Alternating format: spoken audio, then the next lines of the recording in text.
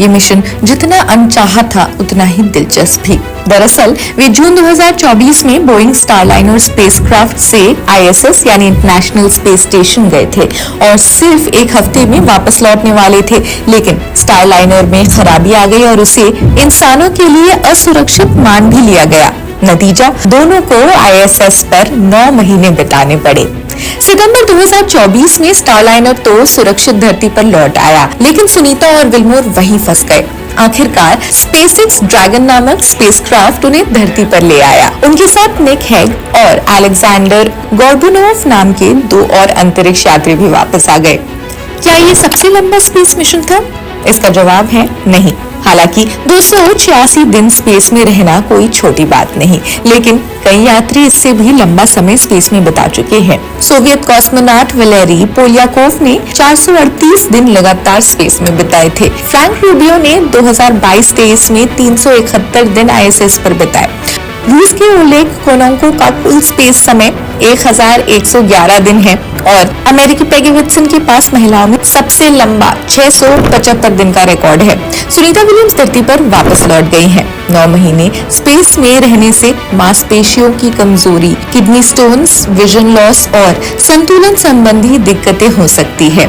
NASA के अंतरिक्ष यात्री बुच विल्मोर और विलियम्स मंगलवार को सुरक्षित रूप से धरती पर लौट आए। इंटरनेशनल स्पेस स्टेशन धरती से 254 मील की ऊंचाई पर स्थित है और पिछले करीब 25 सालों से दुनिया भर के अंतरिक्ष यात्रियों की मेजबानी कर रहा है।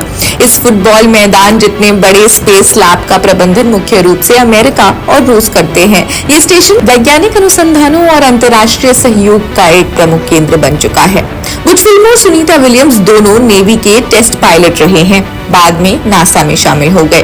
टेनेसी में हाई स्कूल और कॉलेज के समय फुटबॉल खिलाड़ी भी थे। विलियम्स 59 वर्षीय है और मैसाचुसेट्स की रहने वाली भी। वो एक स्विमर और एक मैराथन रनर भी रह चुकी हैं। विल्मोर इस मिशन के कारण अपनी छोटी बेटी के स्कूल के अंतिम साल का अधिकांश समय नहीं देख पाए। विलियम्स ने स्पेस के इंटरनेट कॉल के जरिए अपने पति, मां और परिवार के अन्य सदस्यों से संपर्क बनाए रखा। सुनीता और विल्मोर इस बार ISS पर सिर्फ टेस्ट मिशन के लिए गए थे। नासा के कमर्शियल क्रू प्रोग्राम के तहत प्राइवेट कंपनियों जैसे स्पेसएक्स और बोइंग अब ISS के लिए अंतरिक्ष यात्री भेज रहे हैं। स्पेसएक्स पहले ही सफल हो चुका है, लेकिन बोइंग का ये पहला प्रयास था। स्टारलाइनर में शुरुआत से ही हीलियम लीक की समस्या देखी गई थी। नासा ने इसे गंभीर नहीं माना और मिशन को हरी झंडी दे दी, लेकिन ISS तक पहुंचने के बाद और समस्याएं आ गई।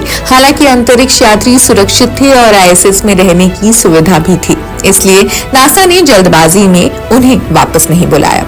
नासा और अन्य स्पेस एजेंसियां अब चांद और मंगल पर लंबी अवधि के मिशन की भी तैयारी में है। ISS पर लंबा समय बिताने से शरीर में क्या असर होता है, ये जरूरी भी है, तो जान लेते हैं कुछ अहम बातें।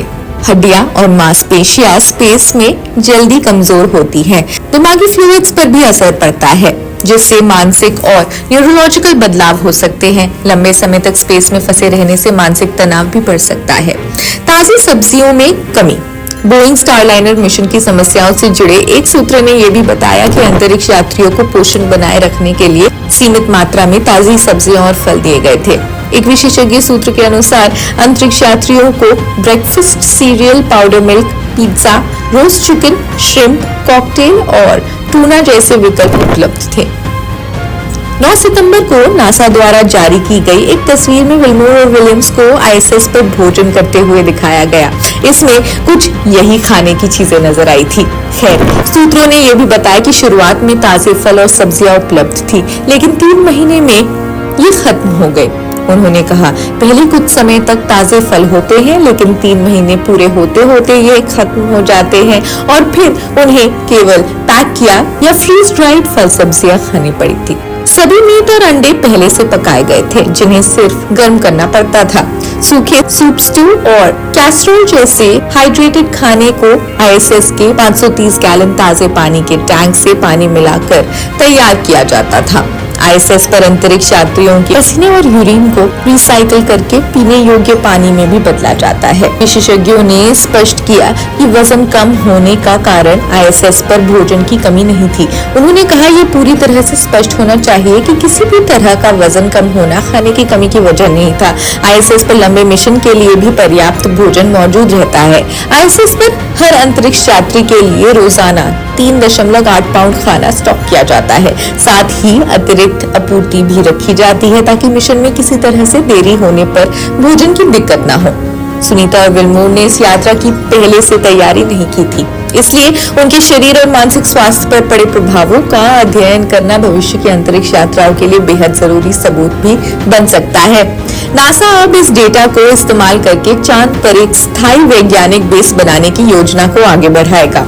सुनीता विलियम्स और बुच विल्मोर की ये अनचाही लंबी यात्रा विज्ञान के लिए एक सुनहरा मौका साबित हो सकती है।